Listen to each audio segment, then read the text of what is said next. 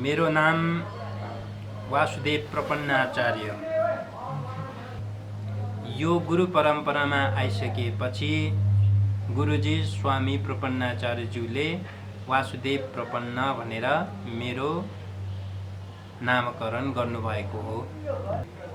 उहाँले लेख्नुभएको जुन गुरुले लेख्नु भएको छ किताब प्राचीन किरात इतिहास भनेर, त्यसमा चाहिँ प्राचीन किरात इतिहासमा चाहिँ कस्तो छ भनेर उहाँले चाहिँ प्रश्न पार्नु भएको छ। मैले संक्षेपमा यसको जवाब भन्नु पर्दाखेरि, आजको परिस्थितिमा किरातहरू ज्यादै अन्धकारमा परेका एक वर्ग हुन्। त किरातहरू यसरी आजको परिस्थितिमा आएर यसरी अज्ञान अन्धकारको वातावरणमा रुमलिएको अवस्थामा भगवानले कृपा गरेर चाहिँ महागुरु फल्गुनन्दको स्वरूपमा एउटा अवतार लिनुभयो। मतलब महागुरु फल्गुनन्द किरात समाजमा प्रादुर्भाव हुनुभयो। उहाँले जुन ज्ञान मार्गको प्रचार प्रसार गर्नुभयो र त्यो ज्ञान मार्गको अनुयायीमा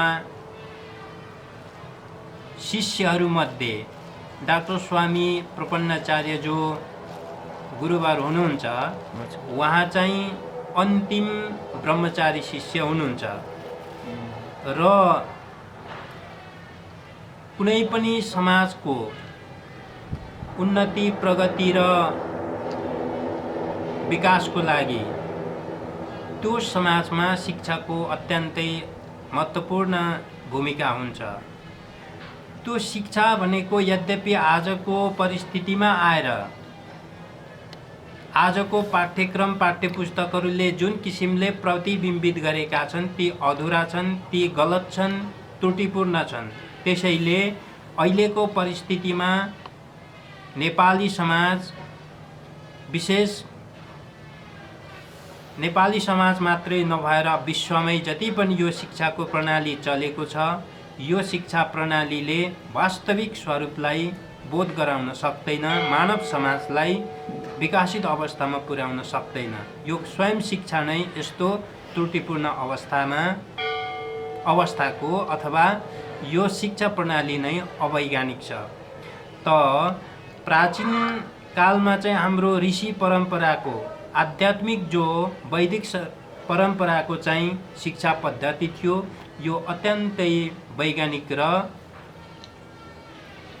महत्त्वपूर्ण छ। त त्यो शिक्षा पद्धति हाम्रो निरन्तर रूपमा चल्दै आएको थियो। त्यो शिक्षा पद्धति नै यथार्थ शिक्षा हो, यथार्थ विद्या हो र जीवनलाई सार्थक पार्ने भोग र अपवर्ग, मतलब भोग भनेको हाम्रो लौकिक जीवनमा भौतिक सुख सुविधाहरू र जीवनपछि पनि मोक्ष दिने एउटा माध्यम छ, त्यसलाई स्पष्ट रूपमा प्रष्ट पार्ने शिक्षा त्यही हो। त यो निरन्तर रूपमा चल्दै आइरहेको थियो र परिस्थितिवश बीचमा आएर त्यो शिक्षा पद्धतिमा पनि किरात समाज सामेल हुन सकेन। मतलब त्यो शिक्षा पद्धतिबाट, त्यो विद्या परम्पराबाट किरातहरू अलग भएका देखिन्छन्। विशेष गरेर रागद्वेषको कुरा हो, झगडाको कुरा हो, एक आपसमा झगडा भएपछि, रागद्वेष भएपछि यस्तै विकृतिहरू आउँछन्।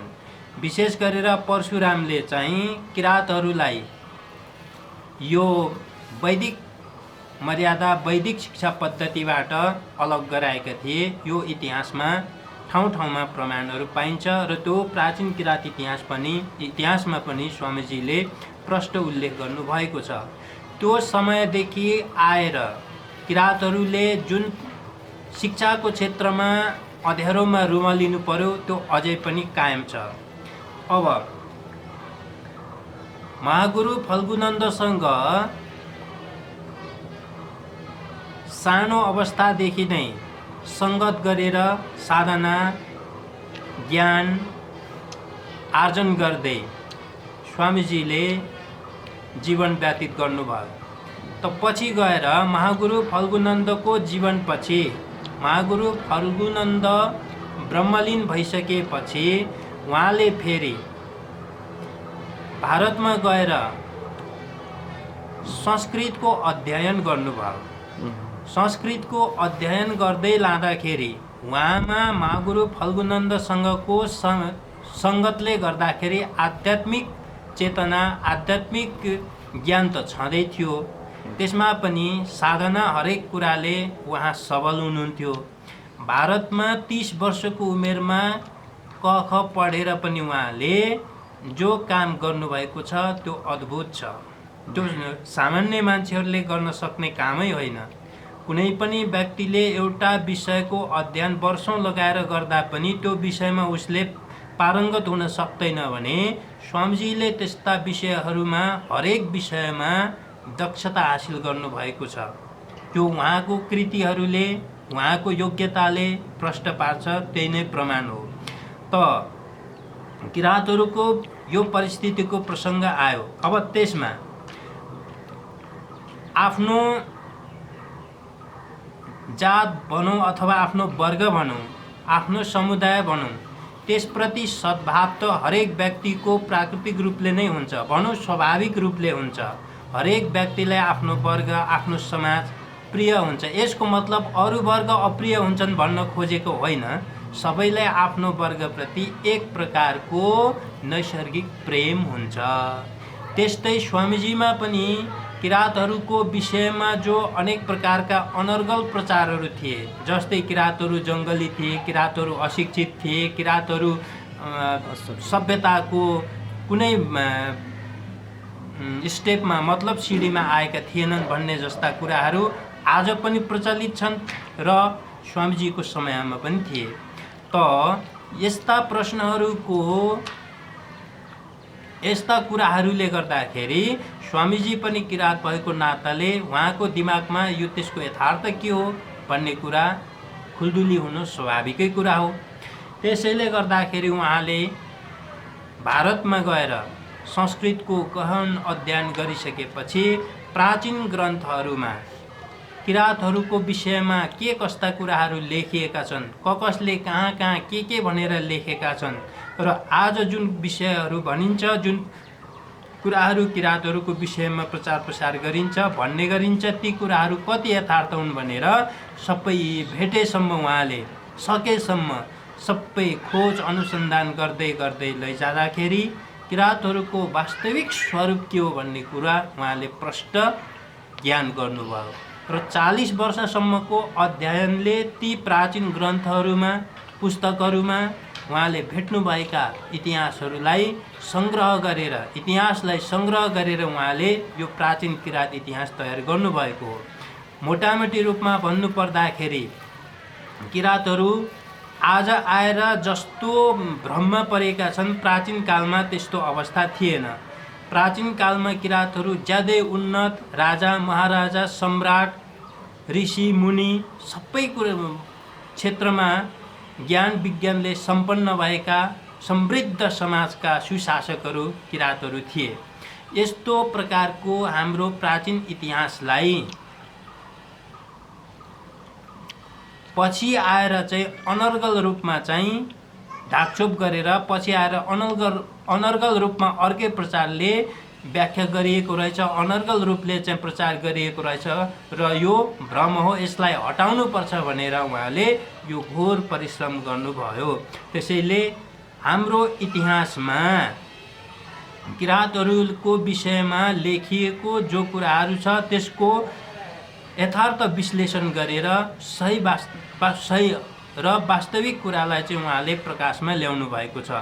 जो कोही पनि स्वाभिमानी किराँतले आफ्नो विषयमा, किराँतको विषयमा जो उहाँले विश्लेषण गरेर खोज अनुसन्धान गरेर लेख्नु भएको छ, यो कुरा स्वच्छ र ठन्डा दिमागले गम्भीर भएर सोच्यो भने उसले अवश्य पनि किराँतहरूको विषयमा ठोस कुरा बुझ्नेछ र उसले आफ्नो प्राचीन इतिहास र अहिलेको परिस्थितिहरूमा जो अन्यल छ। प्राचीन इतिहासको ज्ञान गरेर अहिलेको परिस्थितिको अन्यललाई चाहिँ सजिलै पार गरेर उसले सही मार्गमा अगाडि बढ्न सक्छ। प्राचीन किराँत इतिहासको महत्त्व यही नै हो। विशेष गरेर सिङ्गो रूपमा प्राचीन किराँत इतिहास अब हामीले पुनर्मुद्रण गर्ने कोसिस गरिरहेका छौँ। यदि पुनर्मुद्रण भयो भने जसले किराँतहरूको विषयमा यथार्थ कुरा ज्ञान गर्न चाहन्छन् उहाँहरूले प्राचीन किराँत इतिहास राम्रोसँग गहिरो अध्ययन गर्नुभयो भने अवश्य पनि सही कुराहरू पाउनुहुनेछ र वर्तमान परिस्थितिमा जो अन्यलहरू छन् त्यसबाट मुक्त भएर सही मार्गको पहिचान पनि गर्नेछन्। यसमा दुई मत छैन। प्राचीन किराँत इतिहासले खुला बाटो दिनेछ। मलाई पनि यही इतिहासले निर्भय रूपमा आफ्नो जीवनको बाटोमा उभिने ऊर्जा दिएको हो र यो पुस्तक हेरेपछि यसको व्याख्यान जसरी बन्नुपर्ने हो यो पुस्तक आफैले छर्लङ्ग बन्नेछ। परशुराम भन्ने कस्तो व्यक्ति हुनुहुन्थ्यो? उहाँ धार्मिक आध्यात्मिक हुनुहुन्थ्यो कि राजनीतिक अथवा कस्तो खाले व्यक्ति हुनुहुन्थ्यो? परशुरामको विषयमा प्रष्ट कुरा प्राचीन किराँत इतिहासमा पनि स्वामीज्यूले उल्लेख गर्नुभएको छ। हजुर। त प्राचीन किराँत इतिहासमा पनि उहाँले अरू प्रामाणिक ग्रन्थहरूको प्रसङ्गलाई नै उद्धृत गर्नुभएको हो। यो अन्यत्र पनि उल्लेख भएका छन्। रामायणमा पनि उल्लेख भएको छ, महाभारतमा उल्लेख भएको छ, पुराणहरूमा उल्लेख भएको छ र यो कुरो स्पष्ट रूपमा प्राचीन ग्रन्थहरूमा उल्लेख भएको छ। त्यसमध्ये परशुराम जमदग्नि ऋषिका छोरा हुन्। त्यो समयमा जमदग्नि ऋषिको समकालिक हाम्रा किराँत राजा सहस्रार्जुन भन्ने थिए। सहस्रार्जुन धनुर्विद्यामा अद्वितीय थिए। भनाइको मतलब सहस्रार्जुन किराँत राजा धनुर्विद्यामा ज्यादै प्रसिद्ध र ठुला हस्ती थिए। सहस्रार्जुनको तुलनामा त्यसबेला धनुर्विद्यामा कोही पनि थिएनन्। त त्यो परिस्थितिमा परशुरामको बुवा जमदग्नि ऋषिसँग सहस्रार्जुन राजाहरूको वैमनस्य थियो। उनीहरूको जो वैमनस्य हो त्यो बेलाको घटना ज्यादै हृदय विदारक भनौँ ज्यादै भयङ्कर छ। त किराँत राजा सहस्रार्जुनले दुश्मनाइको कारणले जमदग्नि ऋषिको हत्या गरिदिए। जमदग्नि ऋषिको हत्या भइसकेपछि छोरा परशुरामलाई पीर पर्नु स्वाभाविकै हो। त्यो रिसमा अथवा त्यो कठिन परिस्थितिमा चाहिँ परशुरामले चाहिँ भगवान शिवको कठोर तपस्या गर्नुभयो। भगवान शिवको कठोर तपस्या गरेपछि शिवजी प्रकट हुनुभयो र शिवजीले के चाहिन्छ भनेर सोध्नुभयो। किन तपस्या गरेको, के वरदान चाहियो भन्दाखेरि उहाँले त्यही अजेय शक्ति पाउन सबैलाई जित्न सकौँ भनेर यस्तै कुराहरू उहाँले वरदानको रूपमा माग्नुभयो। शिवले दिनुभयो। हुन्छ ल तथास्तु तिमीलाई त्यस्तै शक्ति प्राप्त होस् भनेर दिनुभयो।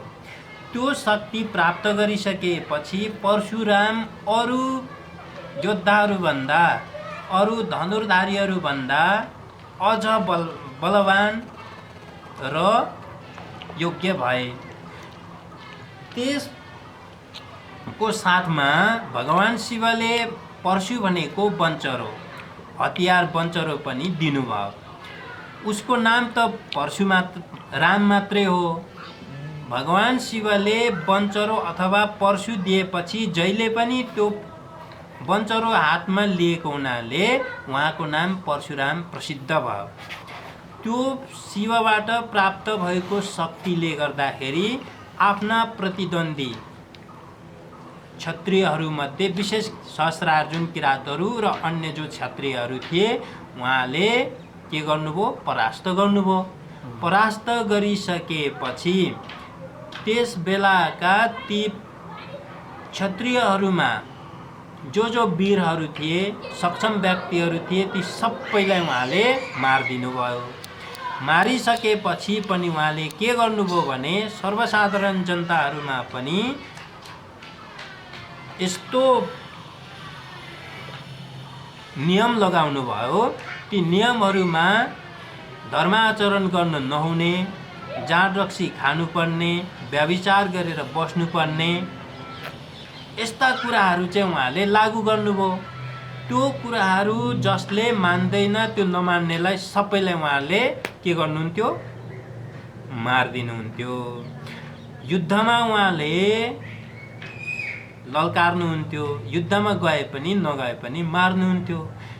त्यसरी त्यो एउटा भयानक परिस्थिति त्यो बेला सिर्जना भयो।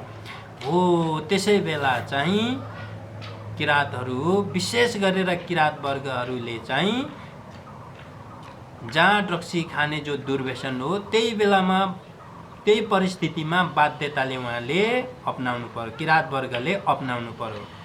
अनि वेद वेदान्तहरू अध्ययन गर्न नपाउने, धर्म गर्न नहुने, दुर्व्यसनमा डुब्नु पर्ने अनि दुराचारी भएर बस्नुपर्ने त्यो बाध्यता चाहिँ किरातहरूलाई परशुरामले लगाउनु भएको हो, बाध्य पार्नु भएको हो।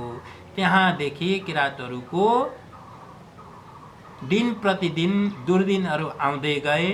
आजको दिनमा आएर किरातहरूले हाम्रो त जाँड रक्सी खाने संस्कृति नै हो भनेर जो भन्ने गरेका छन्, यो उनीहरूले नबुझेर भनेका कुरा हुन्। यथार्थमा यो खाने संस्कृति किरातहरूको होइन। किरातहरू शुद्ध शाकाहारी, शुद्ध आचरणवाला वर्ग हुन्। राजा महाराजा, विद्वान पण्डित, ऋषि महर्षिहरू भएको वंश हो। त्यसो भएको हुनाले अहिलेको किरातहरूमा यो आफ्नो धर्म संस्कृति सम्बन्धी जो गहिरो अज्ञान देखिन्छ, यो परिष्कार गर्नुपर्ने तड्कारो आवश्यकता छ।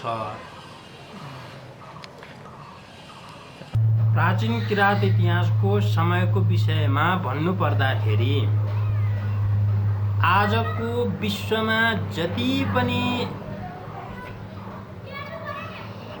लिखित पुस्तकहरूमा प्राचीन पुस्तकहरू पाइन्छन्, तीमध्ये सबैभन्दा प्राचीन पुस्तक हो ऋग्वेद।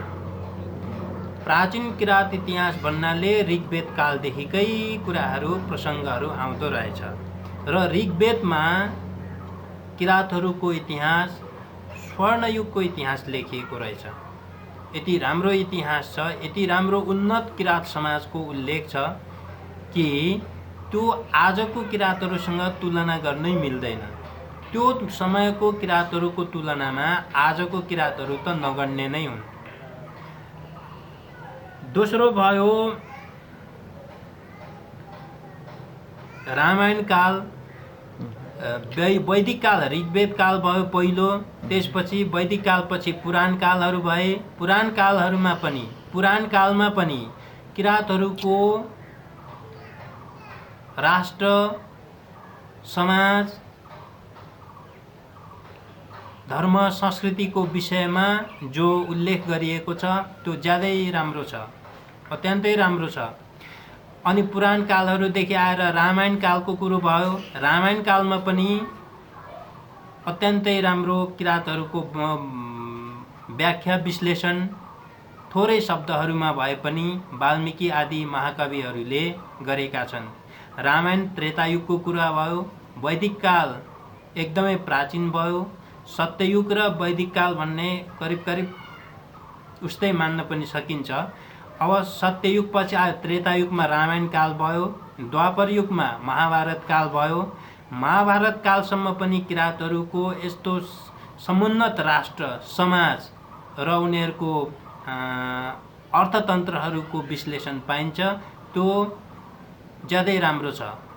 किरातहरूको त्यो विषयहरूमा जो महाभारतहरूमा पनि उल्लेख भएका जो ऊ छ समय छ, त्यो समयमा पनि किराँतहरूको ज्यादै राम्रो राज्य व्यवस्थाहरूको उल्लेख गरिएको छ, पाइएको छ। त्यसपछि आएर महाभारत कालमा किराँतहरूको ठुलो संहार भएको छ। कौरव पाण्डव दुवै पक्षमा लागेर ठुल्ठुला योद्धा किराँतहरूले भाग लिएका छन्। यद्यपि किराँतहरूको राज्य अथवा किराँतकाल भनेर अहिले यलम्बरदेखिको जो व्याख्या विश्लेषण गर्ने गरेका छन् त्यो धेरै पछिको हो। महाभारत कालमा भगदत्त, सम्राट भगदत्त, नीलाम्बुद यस्ता किराँत सम्राटहरू धेरै छन्। राजा महाराजा त सयौँको सङ्ख्यामा छन्। तर किराँतहरूले संस्कृत पढ्दैनन्। किराँतहरूको आफ्नो पहिलेको भाषा नै महाभारत कालसम्म संस्कृतै थियो। लेखक स्वयं किराँतहरू पनि थिए। त्यसो भएको हुनाले महाभारत, रामायण काल अनि वैदिक कालहरूमा जो किराँतहरूको विषयमा लेखिएको पाइन्छ त्यस्तो दुर्दिनको दुर्दशाको अवस्था प्राय छैन। ज्यादै उन्नत समाज किराँतहरूको थियो। महाभारत कालपछि आएर भगवान बुद्ध पनि किराँत शाक्य वंशीय किराँतै हुन्, थारू वंशमा जन्मेका हुन्। भगवान बुद्धको कालमा पनि किराँतहरूको राम्रै परिस्थिति देखिन्छ। तर निरन्तर अवनतिको बाटोमा भने घस्रिँदै गइरहेको इतिहास पाउँछौँ। पछि आएर भगवान बुद्धको समयपछि भने किराँतहरूको दुर्दिन र दुरअवस्था आएर अहिलेसम्म पनि अँध्यारोमै देखिन्छ। यसमा मुख्य कारण किराँतहरूको दुर्व्यसन, अहङ्कार, सबै यिनै कुराहरू हुन्। यो समाजमा हामीले कसरी शुद्धि गर्ने, उनीहरूलाई कसरी सद्बुद्धि दिने? गुरुजीको जीवनभरिको मेहनत, अध्ययन यही विषयमा केन्द्रित छ। उहाँले प्राचीन किराँत इतिहास लेख्नुको अर्थ नै त्यही हो। हामी किन यस्तो दुर्दिनमा परेका छौँ? प्राचीन कालमा हाम्रा पुर्खाहरू कस्ता थिए?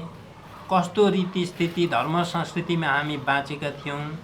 कति उन्नत थियौँ र आज कुन अवस्थामा छौँ? यो सबै कुराको विश्लेषण गरेर सिङ्गो प्राचीन किराँत इतिहास उहाँले लेख्नुभएको छ। यसको जवाब सिङ्गो प्राचीन किराँत इतिहास अध्ययन गर्नुपर्छ। उहाँको अन्य कृतिहरू अध्ययन गर्नुपर्छ र त्यो कुरोलाई निष्पक्ष रूपले बुझेर चिन्तन मनन गरेर अझ गहन अध्ययन गर्दै हाम्रो बाटोलाई सफा र फराकिलो बनाएर लानुपर्छ। त्यसपछि किराँत समाज फेरि उन्नति, प्रगतिको बाटोमा लम्कनेछ। यसमा दुई मात्रै छैन। महाजनो येन गता सा पन्था भनेर एउटा संस्कृतमा आह्वान छ, भनाइ छ। महाजनहरू मतलब हाम्रा पूर्वजहरू जुन बाटोबाट चाहिँ गएका थिए, जुन मार्ग अवलम्बन गरेका थिए, त्यो सही मार्गलाई फेरि हामीले पक्राउनुपर्छ, त्यसको खोजी गर्नुपर्छ। त्यसैमा हाम्रो समाजको सुधार बनौँ, हाम्रो उज्जवल भविष्य आधारित छ। उहाँका ग्रन्थहरू करिब 70-75वटा पुस्तकहरू उहाँले प्रकाशित गराउनु भएको छ। ती पुस्तकहरूमध्ये प्राचीन किराँत इतिहास, मिल्केका झिल्का, वेदमा के छ, वेदान्त नयभूषणम अनि सन्मार्ग दर्शन, किराँतहरू मङ्गोलियाबाट आएका शरणार्थी होइनन्, मानव अधिकार हनन भनेको के हो, आइमाईहरूले वेद पढ्नुहुन्छ अनि शब्दानुशासन विमर्श, अब हमें भूल नहीं करनी चाहिए, यस्तै पुस्तकहरू लेख्नु भएको छ। ती समस्त पुस्तकहरू हामीले यहाँ खोजी गरेर संग्रह गरेर पुनर्मुद्रण गर्ने कोसिसमा लागि परेका छौँ। हरेक पुस्तकहरू उहाँका ज्यादै खदिला र अनुसन्धानमूलक र निचोडपूर्ण छन्।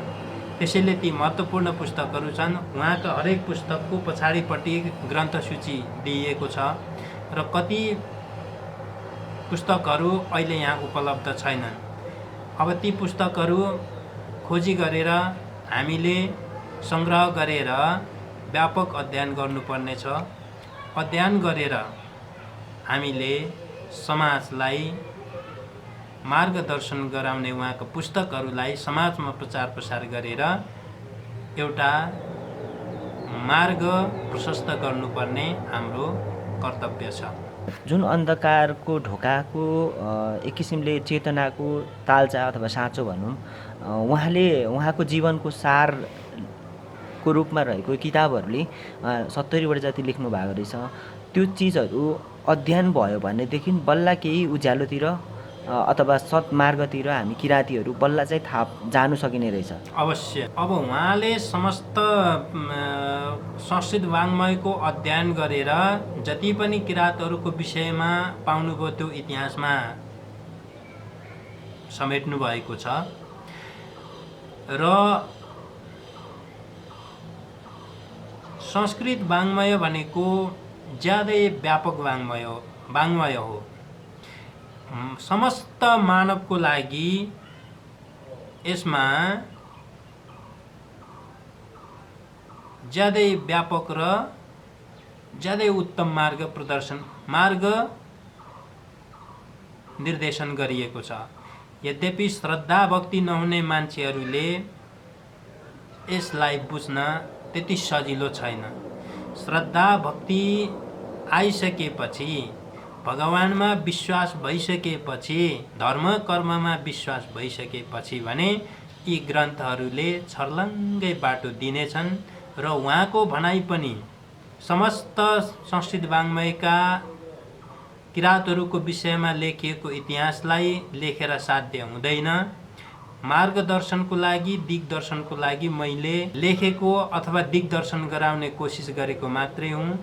व्यापक रूपमा हामीले त्यो ज्ञान गर्नको लागि फेरि हाम्रो पुर्खाहरूको भाषा, धर्म, संस्कृति जो संस्कृत भाषा नै हो, शास्त्रहरू नै हो, तिनीहरूलाई फेरि अध्ययन, चिन्तन, मनन गरेर फेरि त्यो ऊर्जालाई हामीले प्राप्त गर्नुपर्छ। त्यो ऊर्जाले मात्रै हामीले यो दुर्दिनबाट पनि निस्कन सक्छौँ भने त्यो भविष्यको उज्जवल मार्गमा हामी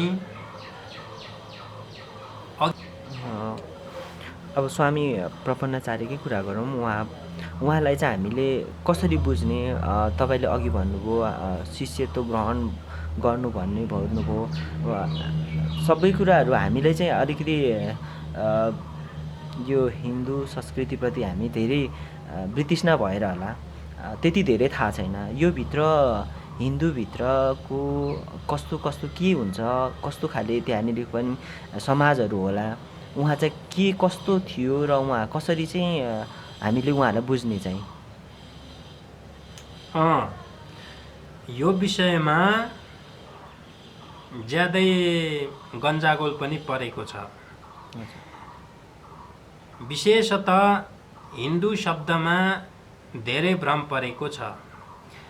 वेदमा के छ भन्ने पुस्तकमा पनि उहाँले विश्लेषण गरेर यो विषयहरूमा लेख्नु भएको छ।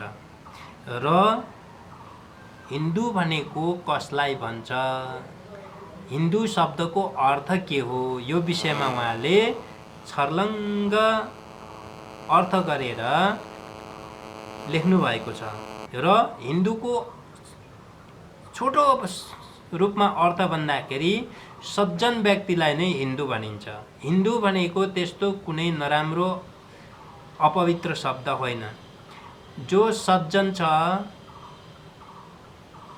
जो ज्ञानी छ, त्यस्तो व्यक्तिलाई नै हिन्दू भनिएको हो। र सुरुमा समस्त मानवहरू धर्मको मर्यादाभित्र बस्दथे, धार्मिक आचरणमा बस्दथे। धार्मिक आचरणमा बसिसकेपछि मानवको स्वभावैले शारीरिक मानसिक क्षमता उच्च कोटिको हुन्छ र ऊ एक प्रकारले सक्षम हुन्छ। मानवमा हुनुपर्ने मानवीय गुणहरूले ओतप्रोत हुन्छ। त्यस्तोलाई नै हिन्दू भनिएको हो। त्यसैले हिन्दू भन्नुको मतलब हामी मानवीय गुणहरूले सम्पन्न सज्जन असल व्यक्तिहरू हौँ भन्ने अर्थ आउँछ। तर अरूले गरेको अर्थ जो विभिन्न दृष्टिले गरिएका छन् ती अलग पनि होलान्, तर सही अर्थ चाहिँ यही नै हो। त्यसैले कुनै पनि व्यक्तिले आफूलाई दुर्जन मान्न सम्भव छैन। हरेक व्यक्तिले आफूलाई सज्जन, सभ्य नै बनाऊँ, सभ्य नै बनौँ, गुणवान बनौँ भन्ने हरेक मानवको इच्छा हुन्छ।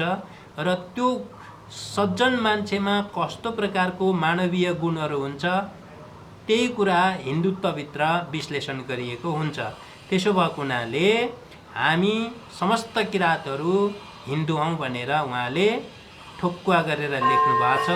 यसमा उहाँको ग्रन्थहरूको अध्ययनपछि छर्लङ्ग हुन्छ। यो हिन्दूभित्र धेरैवटा त्यहाँभित्रको समुदायहरू छ होला, त्यसमध्ये पनि किराँत उहाँले चाहिँ प्रष्ट तरिकाले भन्नुभएको छ, खोज्नु भएको छ है। त्यो हिसाबले हिन्दू भनेको चाहिँ एक किसिमको सभ्यता थियो रहेछ त्यो टाइममा। अनि त्यस सभ्यताभित्रको एउटा समुदाय चाहिँ किराँत पनि थियो रहेछ। र त्यसको योगदानहरू विभिन्न कालखण्डमा कस्तो कस्तो थियो र कसरी हाम्रो एक किसिमको समुदायमा क्षयकरण हुँदै आयो, त्यसको सबै कुराको चिरोफारो उहाँको जिन्दगीभरिको अनुभव, खोज, अनुसन्धान र आध्यात्ममा लागेको कुराहरूले किताबमा लेखिदिनु भएको रहेछ। त्यो चिजहरूलाई चाहिँ हामीले अध्ययन गर्नु सँगसँगै हाम्रो जीवनमा लागू पनि गराउनुको अब चाहिँ अति आवश्यक देखिन्छ। त्यो भएकोले गर्दाखेरि हामीमा कस्तो खाले अहिले एक किसिमको चेतना छरिएको छ भने चाहिँ हामीले बुझेको हिन्दू भनेको चाहिँ जस्तै किराँती समुदायमा हुर्केकोले गर्दाखेरि हामी कहाँ चाहिँ रिखितर पूर्णिमा होइन, कुशी औँसीमा अनि विभिन्न किसिमको हाम्रा गाउँमा हुने चाहिँ ब्राह्मणहरू उहाँहरू आउनुहुन्थ्यो। उहाँहरूले चाहिँ हामी कहाँ लिएर छोडिदिने अनि हामीले केही चिजहरू दिने, पूजापाठ गर्ने, हामीले त्यो बुझेको छौँ। त्यो चाहिँ होइन भनेर तपाईँ जे जसरी कर्मकाण्डहरू भइरहेको छ त्यो हिन्दू होइन, त्यो चाहिँ एक किसिमको कर्मकाण्ड होला होइन, त्यसमा अर्कै स्वार्थ होला। हामीले के कुरा चाहिँ बुझ्नुपर्छ चाहिँ तपाईँले के भन्नुहुन्छ, हामीले बुझेको चाहिँ के हो र त्यो कुरा होइन भनेर चाहिँ तपाईँले भनिसक्नु भएको छ र भइरहेको चाहिँ के हो त त्यो त सबैलाई थाहा छ, तर भन्नु नसकिरहेको छैन किराँती समाजहरूले। कर्मकाण्ड भनेको हिन्दू समाजभित्रको एउटा ऊ मात्रै हो, प्रक्रियाहरू, त्यसभित्रको आवश्यक कामहरू हो। र कर्मकाण्डमा मात्रै हिन्दू सीमित हुँदैन। हिन्दू भनेको समस्त मानव जीवनको सिङ्गो स्वरूप नै हिन्दुत्वभित्र आउँछ, हिन्दूभित्र आउँछ। त्यसैले हिन्दू भनेको ज्यादै व्यापक अर्थमा छ। यद्यपि यसलाई विभिन्न समयमा बेग्ला बेग्लै अर्थमा पनि प्रयोग गरेका छन्, तथापि हिन्दू शब्दको सही अर्थ चाहिँ त्यस्तो व्यापक र समस्त मानवलाई नै समेट्दछ।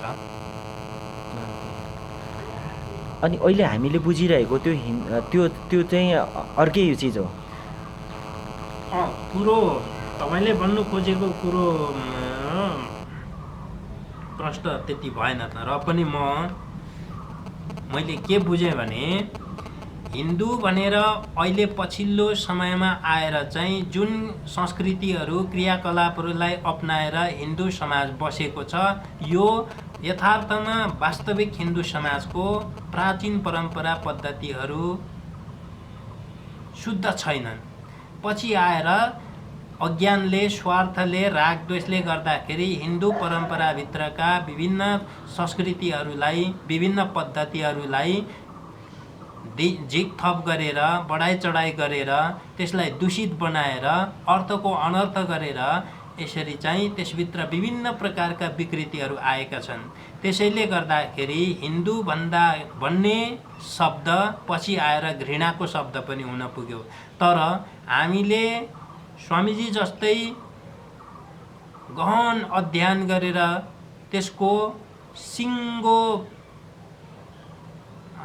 अर्थलाई, त्यसले समेट्ने सिङ्गो परिवेशलाई विश्लेषण गर्ने हो भने हिन्दू शब्दभित्र अधिकांश राम्रो पक्षहरू छन्, अब केही नराम्रो पक्षहरू होलान्, तर हिन्दू शब्दले समस्त मानवहरूलाई आफ्नो कर्तव्यनिष्ठ र ज्ञाननिष्ठ भएर उच्च कोटिको जीवन बिताउने जो आदर्श जीवनको बाटो छ, त्यो बाटो त्यो आदर्श जीवनको लागि आवश्यक सबै तत्त्वलाई चाहिँ हिन्दू शब्दले अथवा हिन्दू संस्कृतिले सर्वाङ्ग रूपमा समेटेको छ।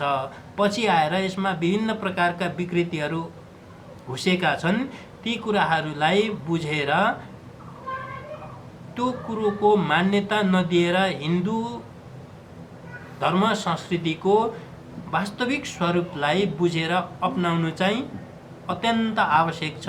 र यो त्यति सजिलो नभए पनि श्रद्धा, भक्ति र विश्वासपूर्वक यसलाई अपनाउँदै गएपछि, चिन्तन मनन गर्दै गएपछि, अध्ययन गर्दै गएपछि त्यो पाउन सकिन्छ। त्यसको सिङ्गो स्वरूप हाम्रा ग्रन्थहरूमा उल्लेख भएका छन्। जस्तै यो प्राचीन किराँत इतिहासमा किराँतहरूको विषयमा, धर्म संस्कृतिको विषयमा जो उल्लेख गर्नुभएको छ त्यो पनि हिन्दू धर्मकै सिङ्गो स्वरूप हो भनेर उहाँले विश्लेषण गरेर ठोस रूपमा निर्णय दिनुभएको छ। त्यसैले यसभित्रका विकृतिहरू, समय समयमा थपिएका कुराहरू पर्याप्त छन्।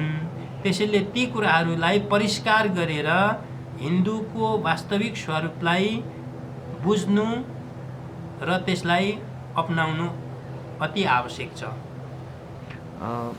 यहीसँग तपाईँले यो धेरै कुराहरू भनिराख्दाखेरि हाम्रो धेरै कुराहरू त आइसकेको छ।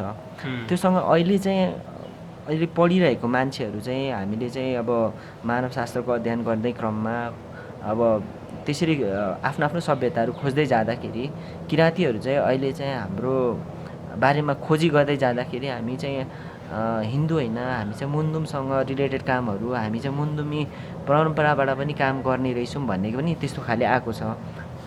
मुन्दुम भनेको चाहिँ धेरै पछि तपाईँले भनेअनुसार यो धेरै पछिको पुस्तौँ हस्तान्तरण हुँदै आइसकेपछि हामी एउटा समुदाय अथवा एउटा कुनै एउटा भूगोलमा पुगिसकेपछि हामीले त्यो अहिले परम्परा चलाइरहेको चिजहरू चाहिँ त्यो मुन्दुमको कुराहरू होला तपाईँले भनेअनुसार, होइन? त्यस विषयमा चाहिँ तपाईँले के भन्नुहुन्छ? मुन्दुम के हो त यो? अथवा किराँत इतिहासभित्र अथवा हिन्दू परम्पराभित्र मुन्दुम पर्छ कि पर्दैन त? यसको प्रसङ्ग करिब करिब आइ पनि सकेको छ। यो प्रसङ्गमा मुन्दुम भनेको किराँतहरूको त्यस्तो अलग कुनै वेदशास्त्र होइन। यद्यपि आजको परिस्थितिमा धेरै व्यक्तिहरूबाट त्यो कुरो आउने गरेको छ, भन्ने गरेका छन्। किराँत समाजमा जति पनि पछिल्लो समयमा आएर धर्म संस्कृतिको नाममा मूल स्वरूपमा चाहिँ मुन्दुमलाई अपनाएका पनि छन्। त अघि नै प्रसङ्ग पनि आयो, परशुरामले त्यसरी किराँत क्षत्रियहरूको तहस नहस गरिसकेपछिको परिस्थितिमा आएर पछि मुन्दुमहरूको सिर्जना भएको हो। पहिलेको उसमा मुन्दुमको प्राचीन इतिहास त्यस्तो देखिँदैन र मुन्दुम शब्द प्राय त्यस्तो व्यापक इतिहासमा काहीँ पनि उल्लेख भएको छैन।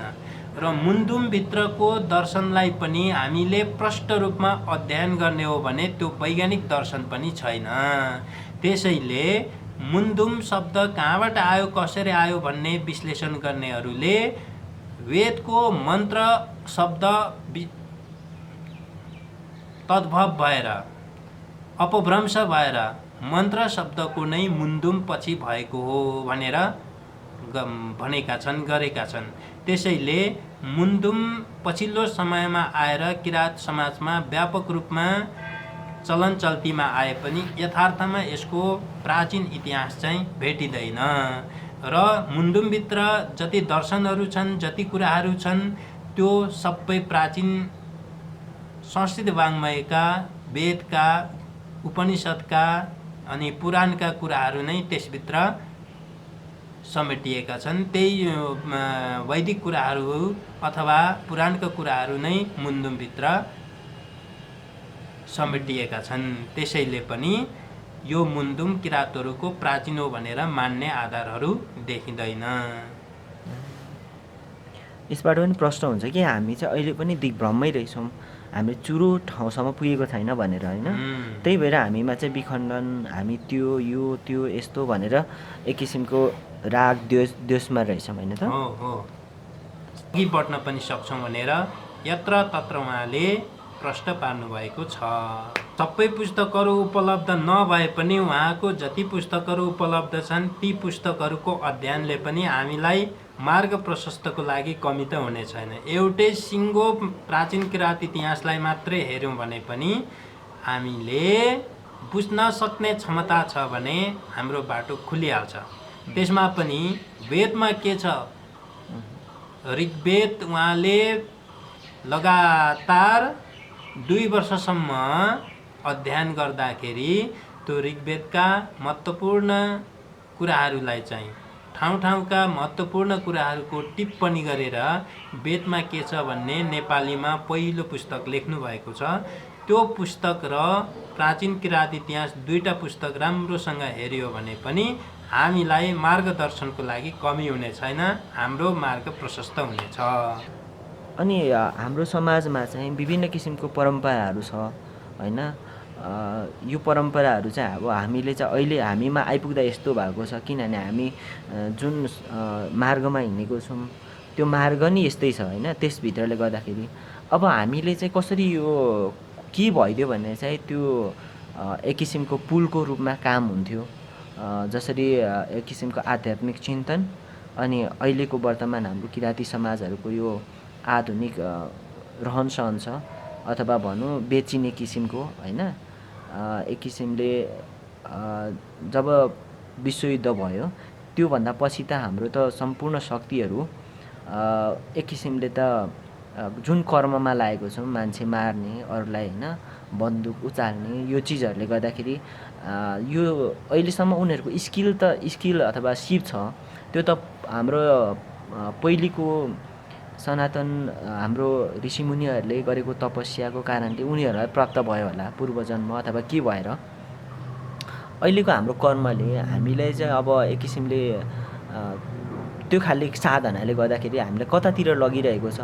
यसबाट हामीले चाहिँ अब कस्तो खाले साधना गर्नुपर्छ अथवा कि यसरी नै चल्नुपर्छ, तपाईँले अथवा गुरुले दिएको शिक्षा अध्ययन गरिसकेपछि तपाईँले के सन्देश अथवा के भन्न चाहनुहुन्छ?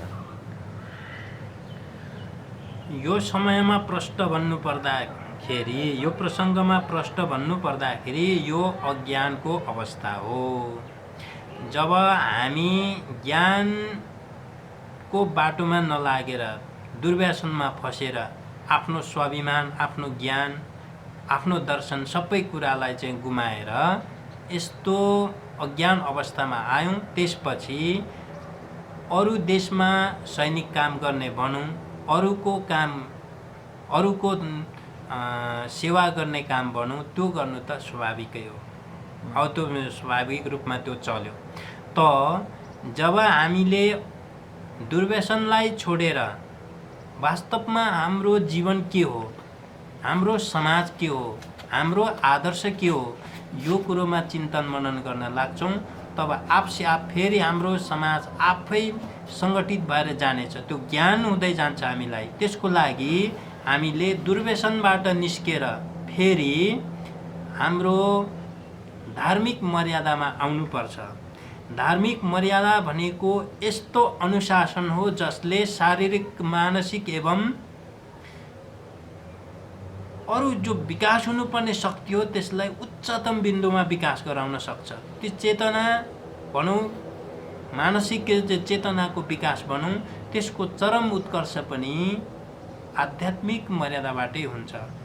त्यसो भएको हुनाले यस्तो परिस्थितिमा आएर हामीले आफ्नो जीविकोपार्जनको लागि सैनिक पेसाहरूमा बेचिएर यसरी बस्नु परे पनि अब हामीले समस्त दुर्व्यसनहरूलाई, अनावश्यक हाम्रो क्रियाकलापहरूलाई छोडेर कुन चाहिँ हाम्रो यथार्थ क्रियाकलाप हुन्, कुन मर्यादालाई चाहिँ हामीले अपनाउनु पर्छ जसले गर्दाखेरि हामीले हाम्रो समाजमा व्याप्त भएको गरिबी, अशिक्षा र यस्तो घोर दुःखलाई चाहिँ पार गरेर त्यो सुन्दर समाजमा सुन्दर परिस्थितिमा पदार्पण गर्न सक्छौँ, त्यो कुरा हामीले दुर्व्यसनबाट मुक्त भएर आध्यात्मिक मर्यादामा गएपछि नै प्राप्त हुन्छ।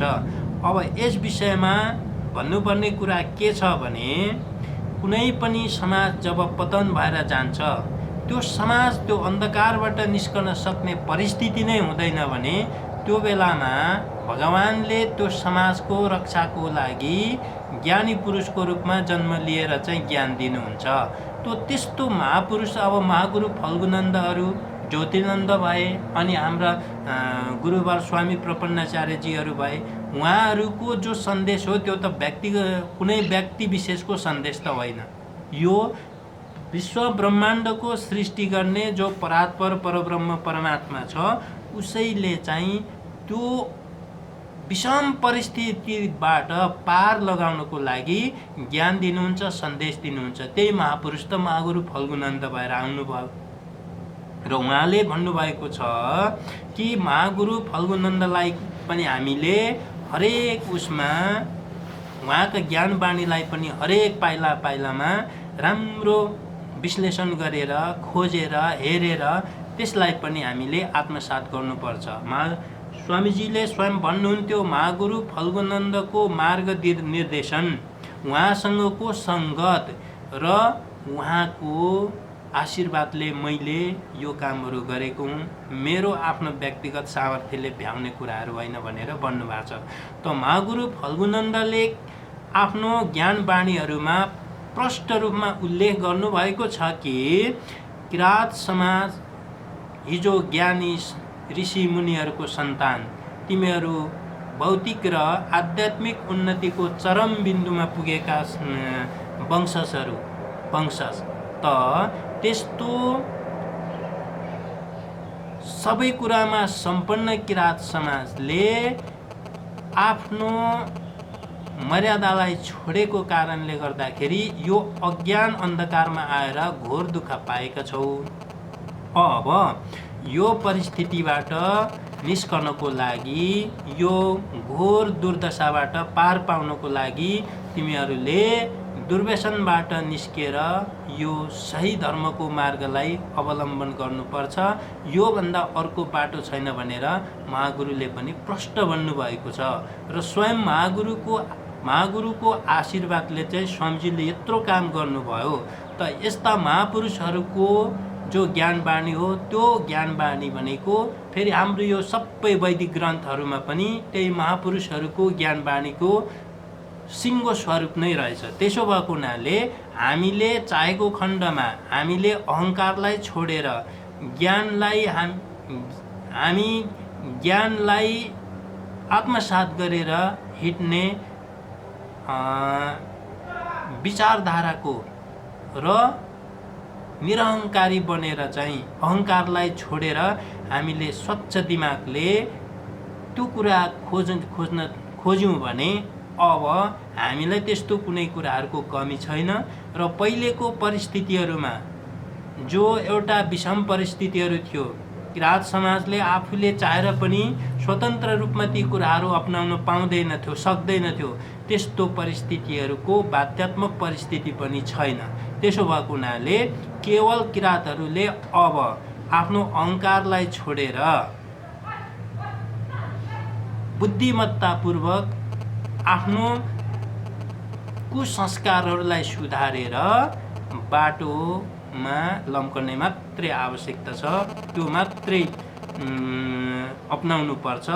त्यस्तो कठिन परिस्थितिहरू छैन। तर किरात समाजले आफैले सधैँ यसरी घमण्डमा डुबेर आफूलाई हानिकारक कुराहरूलाई चाहिँ हाम्रो यही हो भनेर पक्री बस्ने हो भने यो कहिल्यै पनि किरात समाजमाथि उठ्न पनि सक्दैन। यस्तै दुर्दशामा बसिरहँदाखेरि यस्तो सजिलो परिस्थितिहरू सधैँ रहिरहन सक्छ भन्ने पनि कुनै ग्यारेन्टी छैन, कुनै ठोकुवा छैन।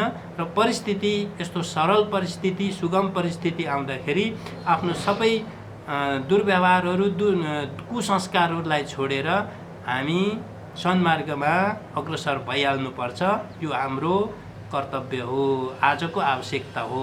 बस के पक्ष कमजोरी रह्यो र त्यसले गर्दाखेरि चाहिँ हामी अहिलेको अवस्थामा चिन्तन अथवा हाम्रो सोचाइ अथवा राग द्वेष हाम्रो मनमा भइराखेर हामीले आफै सङ्कुचित हुनुपर्ने कारण चाहिँ के होला? अब यो सबै दुर्दिनले गर्दाखेरि, दुर्व्यसनले गर्दाखेरि यो अज्ञान अन्धकारमा परिएको हो। यसमा जताततै लथालिङ्ग परिस्थिति छ। किराँत समाजको मात्र नभएर अहिले सिङ्गो नेपाल भनौँ, सिङ्गो नेपालकै परिस्थिति यस्तो छ र यस्तो परिस्थितिहरूमा हामीले समाजलाई सङ्गठित बनाउन, हामीले सन्मार्गमा हिँड्नको लागि आफै सचेत भएर हिँड्नुपर्ने हुन्छ, खोजी नीति गर्नुपर्ने हुन्छ। आफैले अग्रसर भएर त्यो कुराहरूलाई खोजेर अपनाएर हिँड्नुपर्ने आवश्यकता छ। हाम्रो त अब गुरुहरूको कृपाले, भगवानको कृपाले चाहेको खण्डमा सबै तयारी नै छ, त्यस्तो अभाव त छैन। तर मेरो गोरुको 12 टक्का के भन्ने उखान जस्तै हाम्रो जो कुसंस्कारहरू, दुर्व्यसनहरू नै हाम्रो व्यावहारिक जीवनका व्यावहारिक पक्ष हुन् भनेर त्यसरी लिडाडिपी गरेर बस्ने हो भने त्यसको कहिल्यै प्रगति पनि हुँदैन, उन्नति पनि हुँदैन। तिनीहरू त्यही खाडलमा बसिरहनेछन्। अरू जसले त्यो अवस्थाबाट, त्यो दुर्दिनबाट निस्कन चाहन्छन् उनीहरूको लागि भने त्यस्तो कठिन परिस्थितिहरू छैन। अब सम्भव हो भने यो प्राचीन किराँत इतिहास पनि पुनर्मुद्रण हुन्छ। आउनुहोस् फेरि प्राचीन किराँत इतिहास लगायत अन्य कुराहरू, स्वामीजीका कृतिहरू सबै हेरौँ, सबैलाई भेला गर्दै जाउँ, हेर्दै जाउँ। अनि हामीले के गर्नुपर्छ, अगाडि हामीले समाजलाई कसरी सन्मार्गमा डोराउन सकिन्छ, आफ्नो जीवनलाई कसरी सार्थक बनाउन सकिन्छ, हाम्रो कर्तव्य नै यही त हो, हाम्रो जीवनको पद्धति नै यही हो। त्यसो भएको हुनाले हामीले सधैँ यसै गरी एक आपसमा छलफल गर्दै, विश्लेषण गर्दै, यथार्थ कुराहरूलाई समाज सामु पुर्याउँदै समाजको समुन्नतिको लागि काम गरौँ। बस यसैको लागि त हो हाम्रो जीवन। कुनै त्यस्तो खाले कार्यक्रम, अन्तर्क्रिया अथवा यस्तो खाले सत्सङ्गहरू, कुनै त्यस्तो कार्यक्रमहरू कुनै वर्षमा चाडमा गर्नु भएको छ? अब त्यो त भयो भने अब किराँत समाज अब गर्नुपर्ने किराँत समाजले हो। किराँत समाज अन्धकारमा डुबेर उसलाई रात र दिन पनि थाहा छैन। हामीले गर्न सक्ने जति त गरिरहेछौँ। अब अगाडि उनीहरू सक्षम भए, उनीहरूको चेतना आएर भयो भने ठुल्ठुला कामहरू गर्न सकिन्छ। यहाँ मात्रै होइन, हामीले किराँत समाजमा अथवा देशका विभिन्न भागमा हामीले ठुल्ठुला यस्ता कार्यक्रमहरू गर्न सक्छौँ, यस्ता सभा गोष्ठीहरू गर्न सक्छौँ, हरेक कुरा गर्न सक्छौँ। त्यो हाम्रो अगाडिको कामै हो। हुन्छ, तपाईँलाई यो समय दिनुभयो, धेरै धेरै धन्यवाद। हजुर, धन्यवाद।